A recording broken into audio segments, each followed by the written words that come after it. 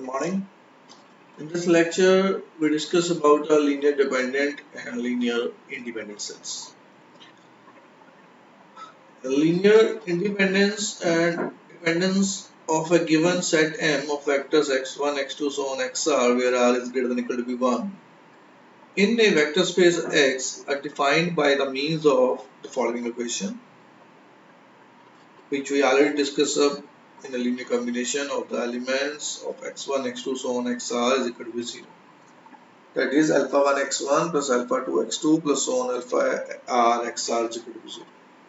Where alpha 1, alpha 2 and so on alpha r and scalars. Clearly this equation holds for all alpha i's are 0. If this is the only r tuple of scalars for which this equation holds, then the set M is said to be a linearly independent.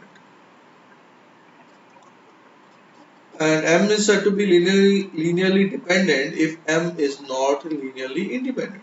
That is, if the given equation also holds for some r tuple of scalars, not all 0. So you can say that an arbitrary subset M of X is said to be linearly independent if every non-empty finite subset of M is linearly independent. And M is said to be linearly dependent if the set M is not linearly independent. So a motivation for this terminology results from the fact that if M is a collection of sets x1, x2, so on xr is linearly dependent, at least one vector of M can be written as a linear combination of the other vectors. For instance, if the given equation holds with an alpha r is non-zero, then the set M is linearly dependent and we may solve the given equation for Ax to get xr is equal to be beta 1 x1 plus on beta 2 x2 plus on beta r minus 1 xr minus 1, where the beta I is equal to be the alpha I upon the alpha r. Clear? So suppose we have some examples here. So let V3 be a vector space and M is a collection such that M is equal to be a 1 0 0 comma 1 comma 1 comma 0 be any subset of a vector space V3. So now we have to check it out whether this M is linearly independent or not. So consider we have a linear combination of the elements of a M is equal to be 0, and if the scalars are 0, we can say that this is a linearly independent, otherwise not. So we can consider up A into 1 comma 0 comma 0 plus B times 1 comma 1 comma 0 is equal to be 0. So we get here A plus B is equal to be 0 and second one is B is equal to be 0. So we get two equations. So one is A plus B is equal to be 0 and second one is B is equal to be 0. If B is equal to be 0, from here you can say that A is equal to be 0. So hence, so this set is a linearly independent. So check that whether we have a set M is equal to X comma the modulus of Ax is linearly independent or not in the space of the set of all continuous real valued functions in the interval -1 to 1 and 1 to 4. So again consider up the A times Ax plus B times the modulus of Ax is equal to be 0. So we have two cases now. Whenever we have the case when I consider up this collection and if I consider up this collection. So case 1 under this, when, because we know that the property of a modulus of Ax, the graph of a modulus of Ax lies between a -1 to 1, having the positive on one side and negative on the other side. So here we have if x is equal to be 0 comma 1, then the modulus of Ax is equal to be plus of Ax. And we know that here the x is non-zero. So we have the equation becomes like A plus B is equal to be 0.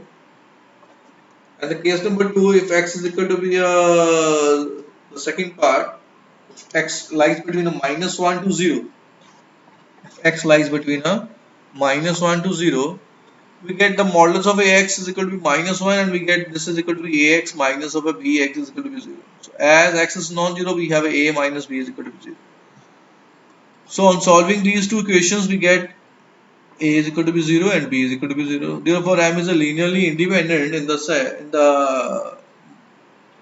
set of all real valued functions and the continuous real valued functions in the interval -1 to 1. So now we have to be check it out whether this set m, which is equal to be x comma modulus of ax, is linearly independent in a or not in a set of a continuous real valued function in the interval 1 to 4. So here, if you check it out, because in this part the modulus of ax will take only the positive values, and we get only one equation, which is a plus b is equal to be 0. So here means here a depends upon a b or b depends upon a. So here in this case, m is a linearly dependent. Now say that another example is if u, v and w are linearly independent vectors of a vector space, then u plus v plus w and w plus u is also linearly independent. So consider that we will prove it out that this is a linearly independent by considering up a into u plus v plus b into v plus w plus c into w plus u is equal to 0.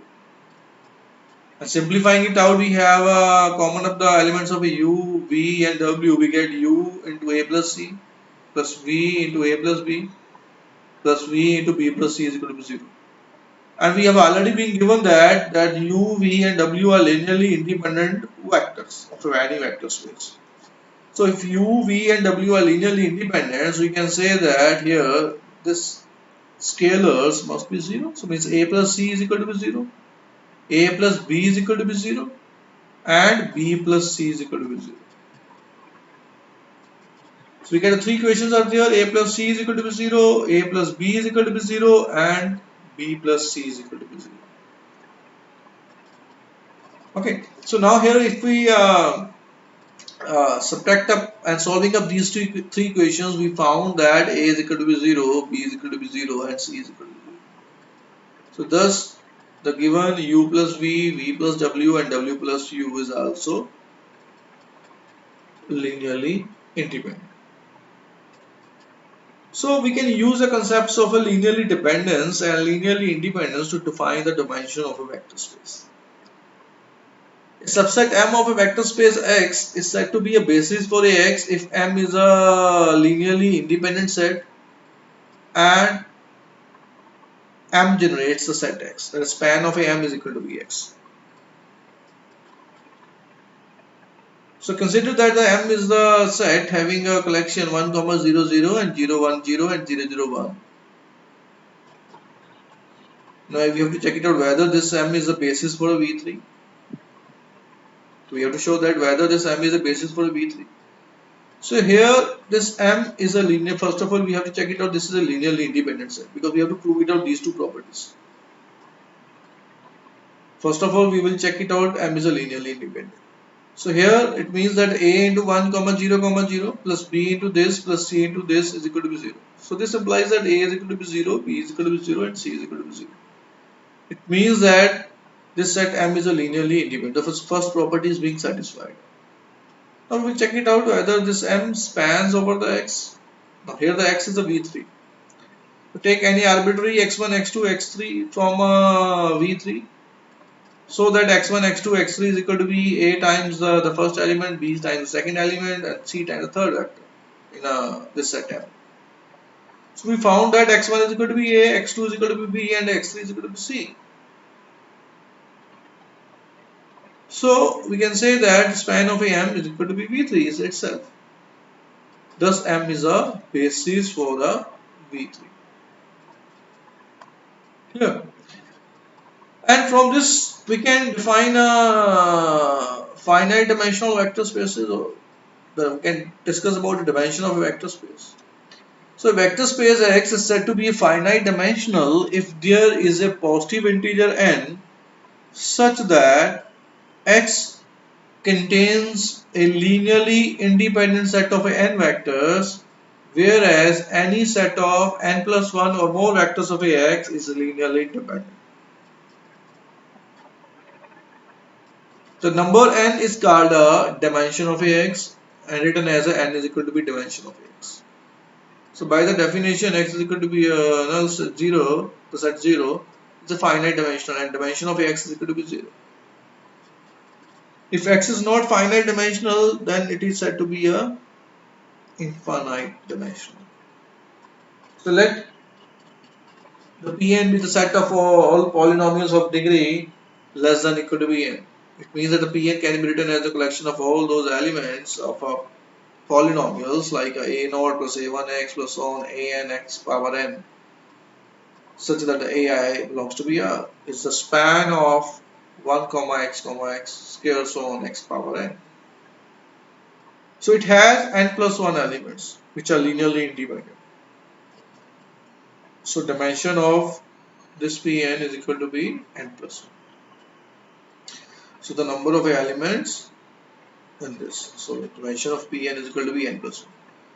So in the analysis, infinite dimensional vector space are of greater interest than the finite dimensional one. For example, we have a space of all continuous real valued function in the interval a to b and L square are infinite dimensional space, whereas Rn and Cn are n dimensional. So if a dimension of Ax is equal to Bn, a linearly independent n tuples of vectors of X is called a basis for Ax.